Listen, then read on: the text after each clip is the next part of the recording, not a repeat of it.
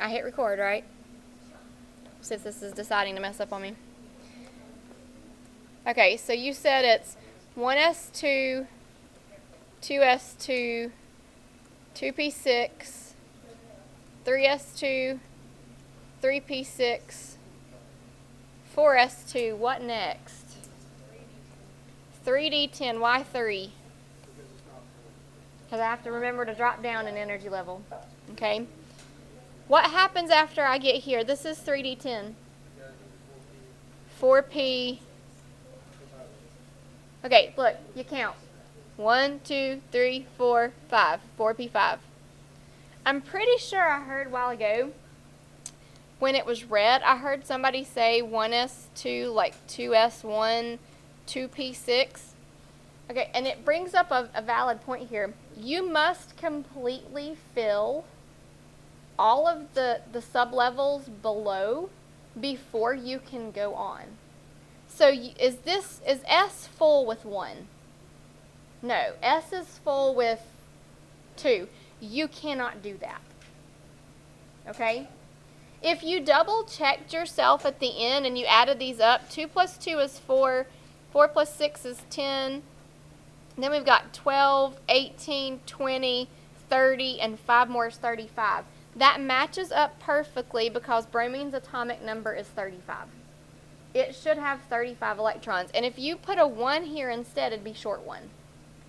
You must completely fill it up before you can go on to the next one. Capiche? Okay? So at this point, what we have is we know that we use the energy levels from the rows. We've got the S's, the P's, the D's, and the F's. We've said now that you have to take away 1 from the D's in order to make it work in the proper arrangement, right? So let's talk about the F's. Y'all keep asking me to go down here. Okay, here's the thing. I would like for you to look at a copy of your periodic table. Here's most of the periodic table. I'll see if I can make it all fit. But here's the deal with your periodic table. The F's are kind of messed up. The bottom of the D's and the F's are a little bit wonky. I want you to look right here. I'm going to use a marker. Don't do this to yours, okay? Let me destroy mine. I want you to look right here at these particular areas of elements. Okay? Do you notice anything funny about the numbers? Well, okay, let me be more specific. Do you notice anything funny about the atomic numbers? They skip. I go from 57 to 72 and from 89 to 104. I mean, that's a little messed up, isn't it? Okay. In a perfect world, I'm never going to make this fit up here, but I'm going to do the best I can. If the world was perfect and paper was long enough, here's what your periodic table would actually look like. I took one and I cut it apart. Here, let me get this out of the way. I cut it apart, and what I did was I cut the bottom 2 rows out, and if they could, what they would do is they would join those bottom 2 rows up into the middle of your periodic table. Do you see what's happened? Okay. Well, the reason they don't do this, I can only assume, is that this would never fit on a piece of paper. I mean, they could fit it on there, but they would have to have it shrunk down so small that you would need a magnifying glass to be able to read anything off of it. Or it'd be like a scroll, you know, like you just have to unroll it to see it all. So instead, what they do is they cut that out, they move the table together, and they put these 2 rows down at the bottom. So, but there's another issue with it, and it's that not every periodic table is made exactly the same. I have altered this one to be proper. Do you see what I did? Is this 57 and 72 like the one I just highlighted? No. What I did was I cut number 57 out of here, and I moved it down. And I cut 71 and 103 off of the end of the row, and I moved it up to the top. That's really where they should go. So in other words, these 2 elements really should be the beginnings of the D's, and these 2 elements should really be the beginnings of the F's. But that's not how it's given to you. It's given to you this way. We're using the reference table that you will use for your final exam for our state. And this is what you have to work with.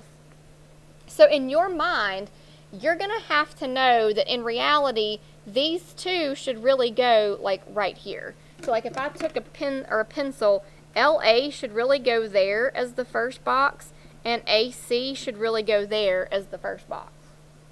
What about these two over here on the end? They really, like, they are not F's. Where should they go? They really should come up here. Okay? I mean, it's not that bad of a thing to memorize in the grand scheme of things, but you do have to remember to do it. So, here's what I'm going to do now. I'm going to leave this up here at this point. Let me see if I can screen capture this one to make it easier to write on. Okay.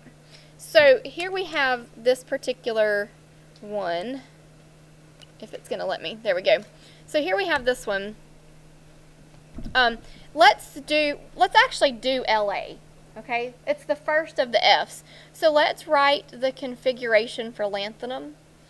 We're doing the same thing we've been doing, except now I've taken away all your helps. I've taken away the labeling of the periodic table, because the one you're going to get for the final exam is going to look like this. No colors, no highlighting, no S1, P1, whatever. Where are we going to start still? Where do I always start? I start at hydrogen.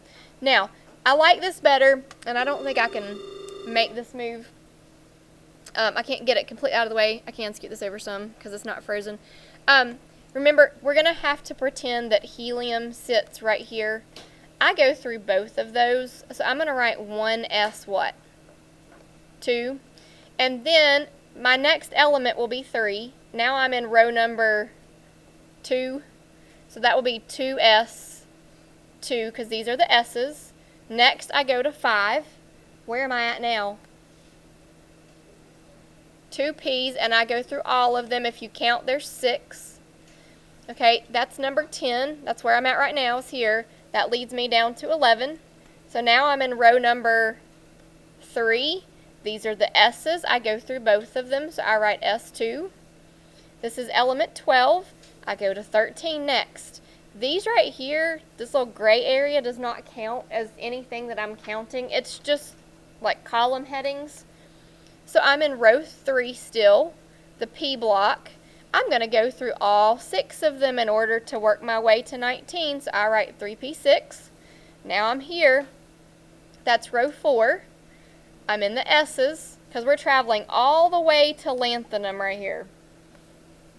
Well, what's next is going to be the 3 Ds. Remember, we take away 1 for the Ds. Am I going to go through all of them? Yeah, because I'm traveling a long ways. So that's 3D10. Then I go here. I'm at this one now. That's back up to 4. It's the 4 Ps. If you forget and you write a 3 because you have a 3D, look, you'd be repeating 3P twice. And that makes no sense. You can't refill an apartment floor in a building that you've already filled up. So 4p6, that takes me all the way through krypton. Now I'm over here at rubidium. What row am I in now? 5. What sublevel? I'm in the S block, so I'm in the S sublevel. I go through both of them, 5s2. What comes next? 39 through 48. Well, those are the 4 Ds because we take away 1. I go through all 10. That brings me over here to indium. All I do is I look back over here. I just look back at the S's again. If I was in 5s, that means I'll be in 5p. I go through all of them to get to 57. So I write 5p6. At least we're closing in on it. Now we're at 55. I'm now in row 6. You can either count down or you can look at I was just in 5s, so now I've got to be 6s. Do I go through both of those? Yes, I write 6s2. Now, this is not going to be 5D because in my mind, I need to know that this lives right down here. This is the F's. And in order to do the F's, you take away 2. So instead of 6F, it will become 4F. I take away 2 from the row that I'm in. And it's the first box, so that would be F1. If we wrote the configuration for cerium beside of it, that would be F2. So on and so forth. Ytterbium is F14. That makes lutetium be D1. There is no F15. Lutetium should really sit right up here at the top. Okay, so if I shade this in, you know, lutetium should really sit right here. That should really be Lu. It won't let me write color over color, and that stinks. Okay, we'll do more when you come back from lunch. Seniors can skedaddle.